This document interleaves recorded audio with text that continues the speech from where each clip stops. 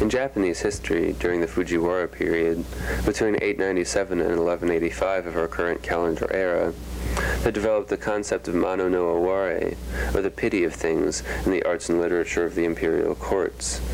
It was a concept which combined the love of nature's beauty with the awareness that careful constructions can easily be tipped, crushing what was before and sending situations into chaos. 300 to 500 years later, as monochrome painting became associated with Zen Buddhist practice, this idea of natural loss and failure became more refined. In a painting by Josetsu, a man stands on the edge of a river trying to catch a catfish with a gourd. Everything that needs to be there is there except for a fishing pole.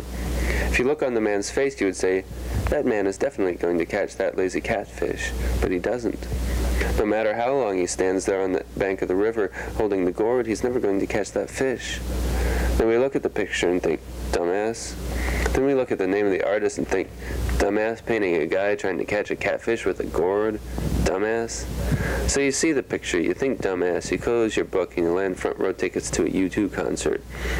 And you go there, and Bono looks pretty damn cool from the front row. And then in the middle of the concert, he spits, and it lands right on the $30 concert shirt you bought. And the next day, you go tell some friends that Bono spit, and that out of 40,000 people in the audience, it landed on you. But then they go and tell everyone else and laugh about it, and somebody comes up and viciously calls you a dumbass. Naturally, you feel hurt and angry, but you pull your shit together and you go down to the dance department because that's your major, and because there's a showing in the loft at 11:30.